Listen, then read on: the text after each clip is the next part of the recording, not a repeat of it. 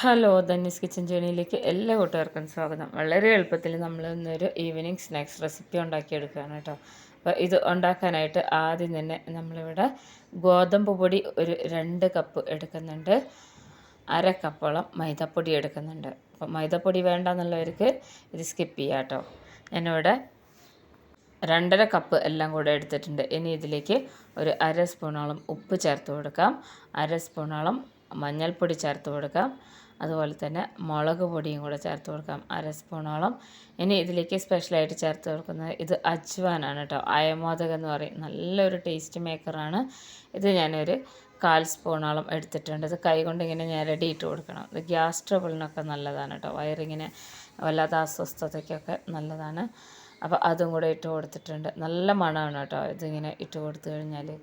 അപ്പോൾ ഇത് ഈ കൂട്ടിങ്ങനെ നന്നായിട്ട് ഇളക്കി യോജിപ്പിച്ച് കൊടുത്തതിന് ശേഷം 1 കപ്പ് വെള്ളം ഒഴിച്ച് സാധാരണ നമ്മൾ ചപ്പാത്തിക്കൊക്കെ കുഴയ്ക്കുന്ന പോലെ തന്നെ കുഴച്ചെടുക്കണം കേട്ടോ. നന്നായിട്ട് കുഴച്ചെടുക്കണേ. അപ്പോൾ അതാ ഈ ഒരു രീതിയിൽ കുഴച്ചെടുക്കണം. ഞാനിവിടെ ഇടയ്ക്കിടയ്ക്ക് ഉണ്ടാക്കുന്നതാണ് കേട്ടോ. ഇതിൽ നമ്മൾ കൂടുതൽ ചിക്കനോ മീനോ അല്ലെങ്കിൽ ബ്രെഡോ ഒന്നും തന്നെ ചേർക്കാതെ വീട്ടിലുള്ള സാധനങ്ങൾ വെച്ച് ഉണ്ടാക്കുന്നതാണ്.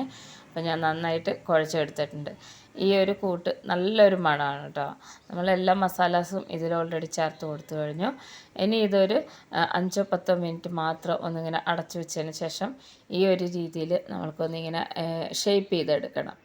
നമ്മൾ പത്തിരിക്കൊക്കെ ഉണ്ടാക്കിയെടുക്കില്ലേ, അതുപോലെ തന്നെ ഇങ്ങനെ നടു കുഴിച്ചിട്ട് ഇങ്ങനെ ഷേപ്പ് ചെയ്തെടുക്കണം. അപ്പോൾ ഇത് സ്റ്റഫ് ചെയ്യാൻ വേണ്ടിയിട്ടുള്ളതാണ് കേട്ടോ.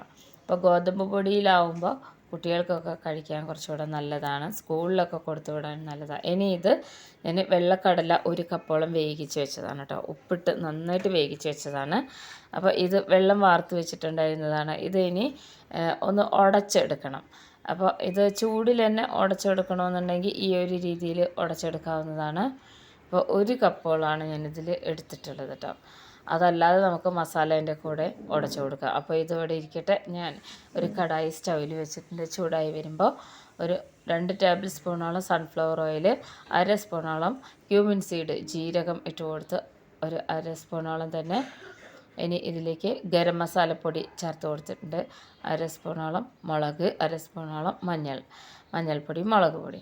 ഇനി ഒരു സവാള ഇതുപോലെ ചെറുതാക്കി അരിഞ്ഞെടുത്തതും, ഒരു 4 അല്ലി വെളുത്തുള്ളി അരിഞ്ഞതും, ഇഞ്ചി അതുപോലെ തന്നെ അരിഞ്ഞെടുത്തതാണ്, ചെറിയ കഷ്ണം ഇഞ്ചി അരിഞ്ഞെടുത്തതും, പച്ചമുളക് ഒരു 2 എണ്ണം റൗണ്ടിൽ അരിഞ്ഞെടുത്തതും കൂടെ ചേർത്ത് കൊടുത്തിട്ടുണ്ട്.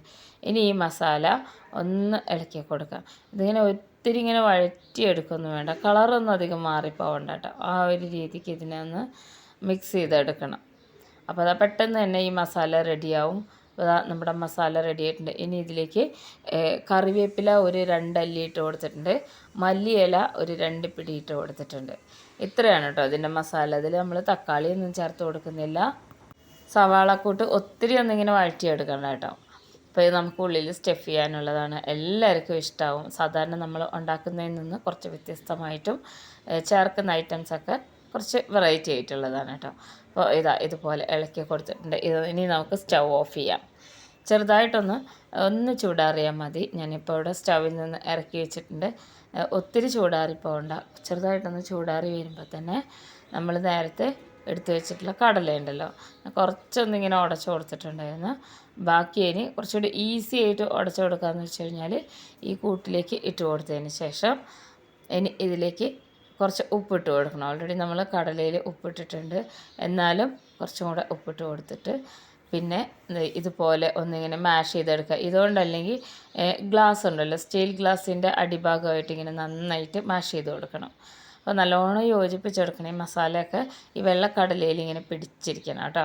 എല്ലാവർക്കും ഇഷ്ടമാവും ഈ ഒരു രീതിയിൽ ഒരു തവണ ഈവനിങ് സ്നാക്സ് റെസിപ്പി ഉണ്ടാക്കി കഴിഞ്ഞാൽ. അപ്പോൾ നന്നായിട്ട് ഉടച്ചെടുത്തിട്ടുണ്ട്. ഒത്തിരി ഇങ്ങനെ മാഷായി പോകണ്ട കേട്ടോ. അപ്പോൾ നല്ലോണം ഉടച്ചെടുത്തതിന് ശേഷം ഒട്ടും തന്നെ ഇതിൽ വെള്ളമില്ല. അതിനാണ് നമ്മൾ വേവിച്ചിട്ട് പെട്ടെന്ന് തന്നെ ചൂടിൽ വാർത്തെടുക്കുന്നത്. അപ്പോൾ കുറച്ചധികം ക്വാണ്ടിറ്റി നമ്മൾ ഇതുപോലെ ഉരുട്ടിയെടുക്കണം. അപ്പോൾ നമ്മൾ നേരത്തെ ഷേപ്പ് ചെയ്ത് വെച്ചിട്ടുണ്ടായിരുന്നില്ലേ ഗോതമ്പ് മാവ് കൊണ്ട് ഉണ്ടാക്കിയ ആ ബാറ്റർ, അപ്പോൾ അതിൻ്റെ നടുവിലിങ്ങനെ വെച്ച് കൊടുത്തിട്ട് നല്ലോണം ഇങ്ങനെ പ്രസ് ചെയ്തിട്ട് വേണം കേട്ടോ. ഇതിൻ്റെ സ്റ്റഫിങ് ഉണ്ടല്ലോ, ഈ സ്റ്റഫിങ് എന്ന് വെച്ച് കഴിഞ്ഞാൽ കുറച്ച് അധികം വെച്ച് കൊടുക്കണം. എന്നാലാണ് നമുക്കത് കഴിക്കുമ്പോൾ ടേസ്റ്റ് ഉണ്ടാവുള്ളൂ. ഇത് ഞാൻ മക്കൾക്ക് ലഞ്ച് ബോക്സിലൊക്കെ ആക്കി കൊടുക്കാറുണ്ട് കേട്ടോ. എല്ലാവർക്കും ഇഷ്ടമാവും. വൈകുന്നേരം ചായക്കടിയായിട്ട് ഉണ്ടാക്കി കൊടുക്കുക. വിരുന്നുകാർ വന്നു കഴിഞ്ഞാൽ ഇതുപോലെ ഒരു വെറൈറ്റി ആയിട്ട് ഉണ്ടാക്കി കൊടുക്കുക. നമുക്ക് കടലയൊന്ന് വേവിച്ചെടുക്കേണ്ട പണി മാത്രമേ ഉള്ളൂ. അപ്പോൾ നന്നായിട്ട് ഈ ഒരു ഷേപ്പിൽ, ഇതിന് പകരം നമുക്ക് റൗണ്ട് ഷേപ്പും ആക്കാം കേട്ടോ. ഷേപ്പൊക്കെ നമ്മുടെ ഇഷ്ടമാണ്. അപ്പോൾ ഇതുപോലെ ഷേപ്പ് ചെയ്തെടുത്തിട്ടുണ്ട്. അപ്പോൾ ഇത് ചെറിയ ചെറിയ ഹോളൊക്കെ കാണുവാണെങ്കിൽ ഇതുപോലെ ഫില്ല് ചെയ്ത് കൊടുക്കണം കേട്ടോ. ഗോതമ്പ് പൊടി ആ ഒരു ബാറ്റർ വെച്ചിട്ട് നന്നായിട്ട് ഷേപ്പ് ചെയ്തെടുത്തിട്ടുണ്ട്. അപ്പോൾ എല്ലാം ഇതുപോലെ ഷേപ്പ് ചെയ്ത് കൊടുക്കണം. അപ്പോൾ ഞാനിവിടെ ഓൾറെഡി 3 ഉണ്ടാക്കിയിട്ട് അത് ഉണ്ടാക്കി കഴിഞ്ഞതിന് ശേഷമാണ് വീണ്ടും ഞാൻ ഉണ്ടാക്കിയെടുക്കാറ് കേട്ടോ. അപ്പോൾ 4 ഓൾറെഡി ഉണ്ടാക്കി വെച്ചിട്ടുണ്ട്. ഇനി ഞാനിവിടെ സൺഫ്ലവർ ഓയിൽ നേരത്തെ തന്നെ ചൂടാവാൻ വേണ്ടി വെച്ചിട്ടുണ്ടായിരുന്നു. ഒത്തിരി ചൂടായിട്ടില്ല കേട്ടോ, ഒരുപാട് ചൂടാവരുത്. അപ്പോൾ ഇതുപോലെ ചൂടാവാതെ, ഒത്തിരി ചൂടാവാതെ ഇത് ഇട്ട് കൊടുക്കുമ്പോൾ നമുക്ക് അറിയാൻ പറ്റും. നമ്മൾ കച്ചോരിയൊക്കെ ഉണ്ടാക്കില്ലേ, അതുപോലെ തന്നെ ഗുലാബ് ജാമുനൊക്കെ അതുപോലെയാണ് നമ്മളിത് ഉണ്ടാക്കിയെടുക്കേണ്ടത്. അപ്പോൾ 3 എനിക്കിതിലിപ്പോൾ 3 മാത്രമേ കൊള്ളുന്നുള്ളൂ. ബാക്കിയെല്ലാം ഞാൻ ഇതുപോലെ ഷേപ്പ് ചെയ്തെടുത്തിട്ടുണ്ട് കേട്ടോ, സ്റ്റഫ് ചെയ്തിട്ട്. അപ്പോൾ ഇനി ഇത് ലോ ഫ്ലെയിം മുതൽ മീഡിയം ഫ്ലെയിമിലിട്ടിട്ട്, ഒരിക്കലും ഹൈ ഫ്ലെയിമിലിടരുത്, ചെറിയ തീയിൽ വെച്ചിട്ട് വേണം ഇത് നന്നായിട്ട് ഉള്ളിൽ വെന്ത് വരണം. നമ്മൾ കുറച്ച് ക്വാണ്ടിറ്റി കൂടുതൽ എടുത്തിട്ടുണ്ടായിരുന്നല്ലോ, അപ്പോൾ ബാറ്ററും സ്റ്റഫ് ചെയ്തതെല്ലാം കൂടെ കുറച്ച് കൂടുതലാണ്. അപ്പോൾ ഇത് ഇങ്ങനെ ഇടയിലിടയിലൊക്കെ ഇങ്ങനെ കുറച്ചൊന്ന് വെന്ത് വരുമ്പോൾ മറിച്ചിട്ട് കൊടുക്കണേ. അപ്പോൾ ഇതിന് പകരം ഗോതമ്പ് പൊടി വേണ്ട എന്നുള്ളവർക്ക് മൈദാപ്പൊടി ഫുള്ളായിട്ട് ഒരു 2.5 കപ്പ് മൈദാപ്പൊടി എടുക്കാവുന്നതേ ഉള്ളൂ കേട്ടോ.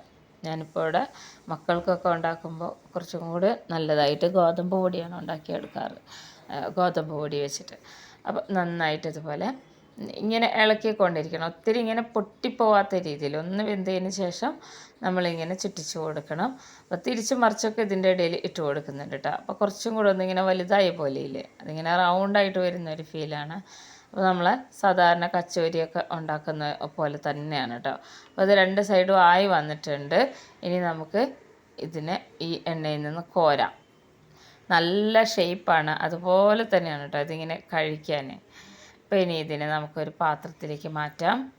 ഇത്രയേ ഉള്ളൂ, എല്ലാവർക്കും ഇഷ്ടമാവും. സാധാരണ നമ്മൾ വെള്ളക്കടല വെച്ചിട്ട് കറിയൊക്കെ അല്ലേ ഉണ്ടാക്കിയെടുക്കാറ്, റോസ്റ്റും കറിയൊക്കെ. ഈ ഒരു രീതിയിൽ ഉണ്ടാക്കിയെടുത്ത് നോക്കുക, എല്ലാവർക്കും ഇഷ്ടപ്പെടും കേട്ടോ. അതുപോലെ തന്നെ വിരുന്നുകാരൊക്കെ വന്നാലും പെട്ടെന്ന് ഉണ്ടാക്കിയെടുക്കാം.